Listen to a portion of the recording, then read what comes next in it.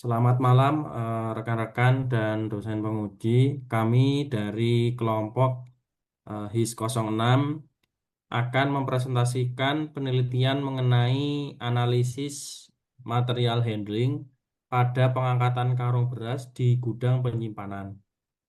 Penelitian ini membahas resiko ergonomi pada aktivitas angkat manual menggunakan pendekatan antropometri, biomekanika, konsumsi energi kerja, serta memberikan solusi berupa rancangan hand truck ergonomis. Next.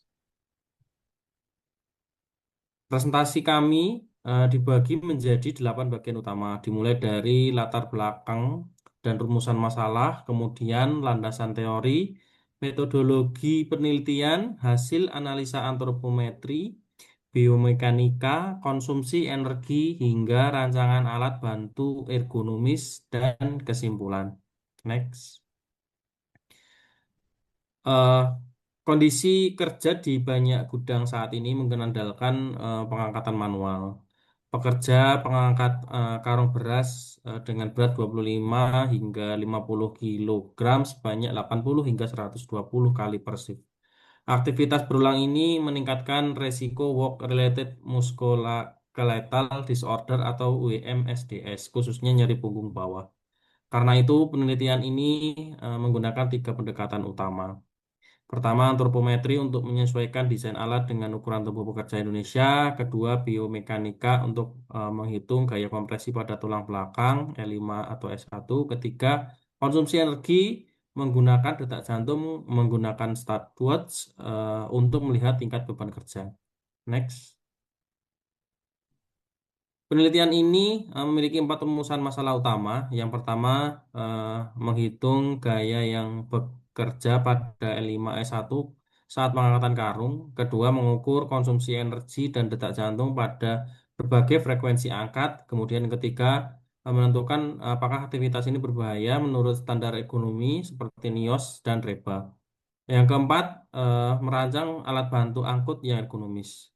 Tujuan penelitian mengikuti rumusan tersebut yaitu melakukan analisis biomekanika, pengukuran heart rate, penilaian resiko, dan menghasilkan rancangan hand truck ergonomis. Next. Penelitian dilakukan terhadap 12 pekerja gudang laki-laki usia 20 hingga 40 tahun. Tahapan penelitian dimulai dari identifikasi masalah, studi literatur, pengumpulan data, pengolahan data, penilaian risiko, hingga perancangan produk. Instrumen yang digunakan meliputi smartwatch untuk mengukur heart rate, kamera video untuk analisa reba, antropometer digital untuk pengukuran dimensi tubuh.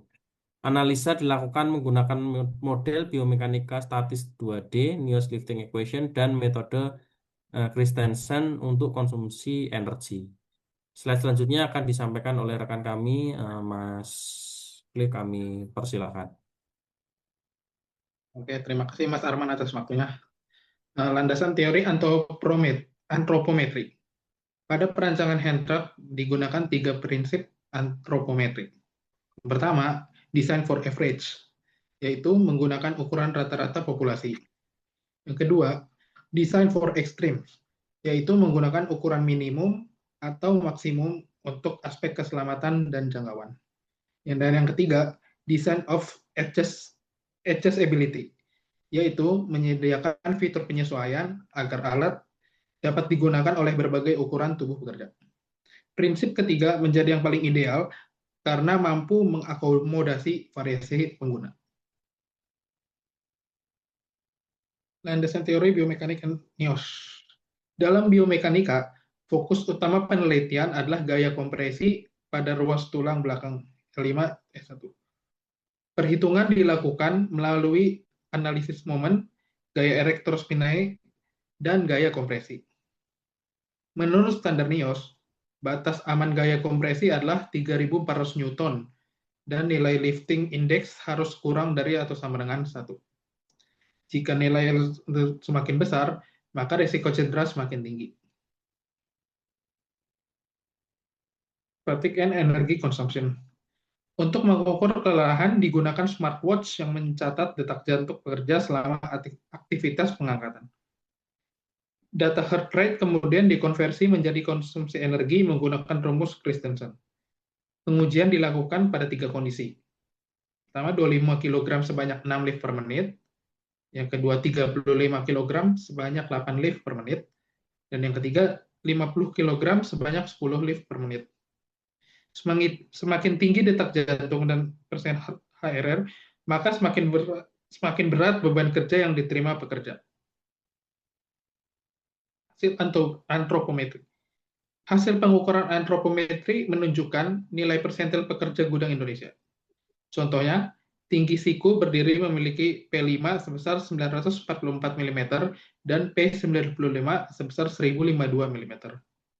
Data ini digunakan sebagai dasar desain hand truck, terutama untuk menentukan tinggi handle yang dapat disesuaikan agar nyaman dan digunakan mayoritas pekerja.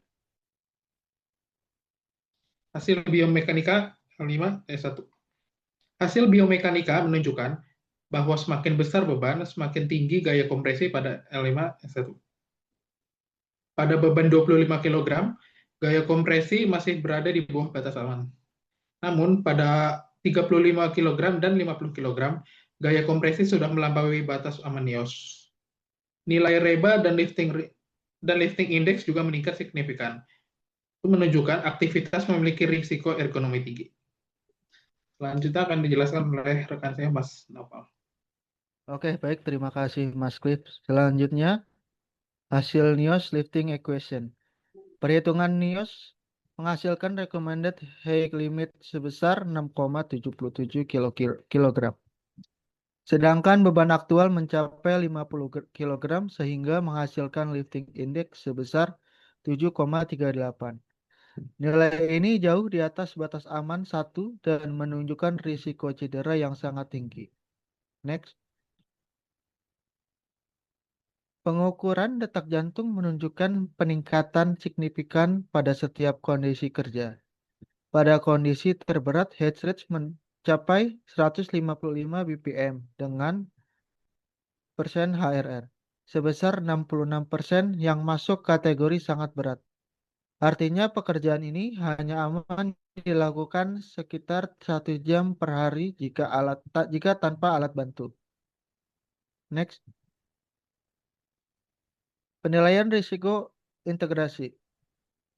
Jika seluruh indikator digabungkan yaitu reba, NIOS, LI, gaya kompresi, dan HRR, maka aktivitas pengangkatan manual karung beras dikategori berbahaya. Terutama pada beban di atas 35 kg atau frekuensi lebih dari 6 kali per menit. Karena itu diperlukan intervensi teknis secepatnya. Next. Sebagai solusi rancangan hand truck ergonomis, kami merancang berdasarkan data antropometri pekerja Indonesia. Handle dapat diatur pada tinggi 900 hingga 1100 mm agar sesuai berbagai ukuran tubuh. Selain itu, terdapat 5 fitur inovasi. Yang pertama, Quick Release High Lock, lalu ada Anti-Fatigue Chrome Grip, lalu ada Tilt Assist Spring, ada Anti-Slip Platform, dan Load Center Indicator. Fitur-fitur ini dirancang untuk mengurangi beban fisik dan meningkatkan keamanan kerja. Next, pada proyeksi dampak hand truck, penggunaan ini diproyeksikan mampu menurunkan gaya kompresi L5 atau E1 hingga 60%. Detak jantung kerja juga turun sekitar 25 hingga 30 bpm. Selain itu, nilai lifting index turun menjadi sekitar 0,8 hingga masuk kategori aman. Next, selanjutnya akan dibacakan oleh Mas Olan.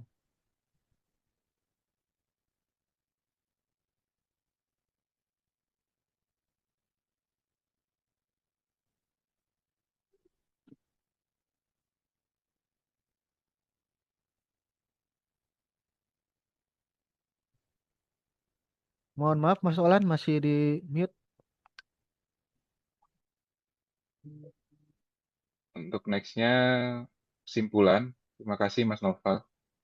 Untuk kesimpulan penelitian ini, pertama, aktivitas pengangkatan manual karung beras terbukti berbahaya secara biomekanika. Kedua, konsumsi energi dan detak jantung menunjukkan beban kerja sangat berat. Ketiga, seluruh indikator ergonomi mengonfirmasi perlunya intervensi teknis segera. Dan keempat, Hentrak ergonomis yang dirancang berpotensi signifikan mengurangi resiko cedera dan beban kerja pekerja. Next. Untuk saran kami untuk pengelola gudang adalah membatasi pengangkatan manual maksimal 25 kg dan menyediakan alat bantu ergonomis. Untuk pekerja, penting menerapkan teknik angkat benar dan melakukan peregangan sebelum bekerja. Sedangkan untuk penelitian selanjutnya disarankan melakukan validasi, prototipe, dan pengembangan analisis biomekanika 3D. Next. Untuk referensi atau daftar pustakanya, referensi penelitian ini berasal dari Jurnal Ergonomi, Standar NIOS, Buku Mekanika, dan data Kementerian Ketenagakerjaan RI. Next. Penutup, demikian presentasi dari kelompok kami. Terima kasih atas perhatian teman-teman dan dosen penguji. Kami siap menerima pertanyaan dan diskusi. Mohon maaf jika ada kesalahan dalam mengucapkan nama atau lainnya. Sekali lagi saya ucapkan terima kasih.